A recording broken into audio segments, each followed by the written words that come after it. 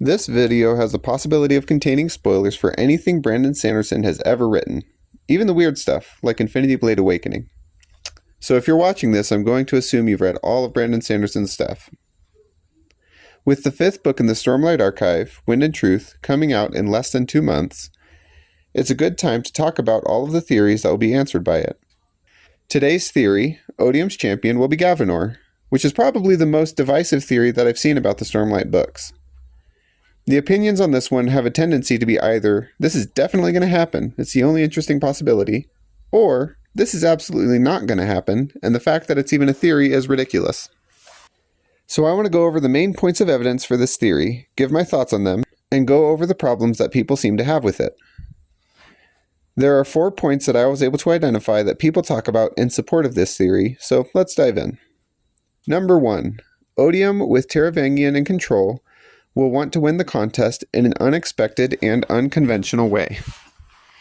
Now, we saw this kind of thing play out a half dozen times in the previous books, where Taravangian would use manipulative, outside-the-box strategies to achieve his goals. Think about how he had Szeth kill a bunch of rulers, kicking off a war that eliminated the ruling class, and allowing him to claim the throne of Joch of Ed through an obscure connection. And all the while, he was having his surgeons indiscriminately heal people on all sides of the war so that he could come out looking like a saint. So it would be absolutely within character for him to find some way to win this contest that's not the expected means. However, I have 2 reasons to not like calling this evidence for the theory of Gavinor being his champion. The first is that, just because it would make sense for Taravangian to try and win the contest in an unconventional way, by no means is that a guarantee that he will try and win the contest in an unconventional way. Taravangian is pragmatic, and if he were to find a fighter that was legitimately exceptional and willing to be his champion, there's every reason to believe he would use that resource. The second problem I have with this reasoning is that even if Odium is going to use an unconventional means to try and win, that's not really evidence that it will be this means. All this point does is present the theoretical possibility that Gavinor could become Odium's champion, maybe. So to sum it up, I don't think that this point is very good support for this theory.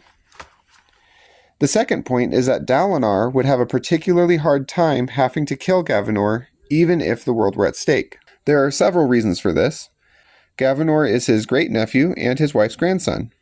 He feels more responsible for Gavinor because of Elhokar's death, and also, obviously, Gavinor is a child.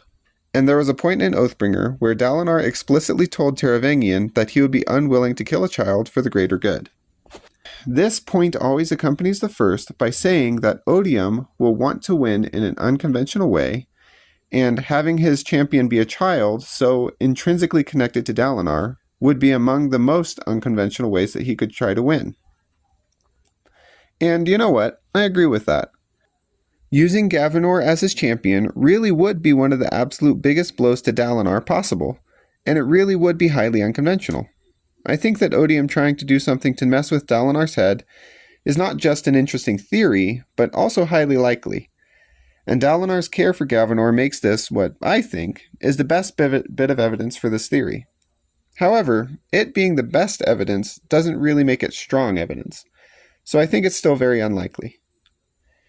The third point that I've seen for this is from one of the death rattles in The Way of Kings, that says, "I hold the suckling child in my hands, a knife at his throat, and I know that all who live wish me to let the blade slip. Spill its blood upon the ground, over my hands, and with it gain us further breath to draw." This death rattle was of particular note, yet has not been explained in the story. Some people theorize that it was referring to Gavinor being Odium's champion, and Dalinar being forced to weigh his life against the fate of the world. I think that this quote is the entire source of why Gavinor is thought to be Odium's champion, and the legs that it's able to continue standing on. Which is funny because I actually think this is an incredibly weak bit of evidence, because it essentially boils down to a prophecy that has multiple ways of interpreting it. If it is interpreted literally, it clearly isn't about Gavinor, because even though he's a child, he's much older than a suckling child. But if this is taken as a metaphor for something, then there's not really a particular reason, I think, to assume it's about Gavinor. There are so many different ways that this could be interpreted. For instance, It could mean that Dalinar needs to give up Alethkar to Odium to save the world, because in its unified state, Alethkar is incredibly young in comparison to the lifespan of a nation. So I don't really think this evidence holds up in support of this theory. The fourth and last thing I was able to identify that people bring forward in this conversation is that Gavanor is angry at Moash for killing his father and has told Dalinar and Navani that he wants to learn how to fight so that he can kill him. The idea here is that Odium might decide to offer up Moash in exchange for Gavanor agreeing to be his champion. Because Moash is a used-up weapon who has been broken by what he's done and is now nearly worthless. The entire strength of this point is that Odium has something that Gavanor wants and might be willing to use as a bribe, trade, or manipulation tactic, depending on how you look at it.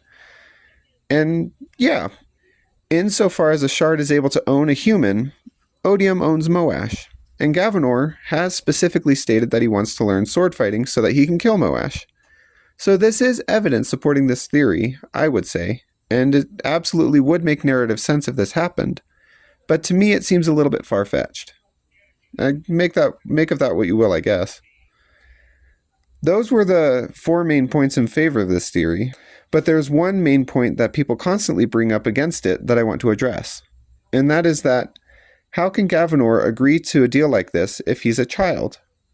By the time of the contest between champions, Gavanor will only be like 5 or 6 years old, which is so young that he can't really understand the implications of agreeing to be involved in the contest.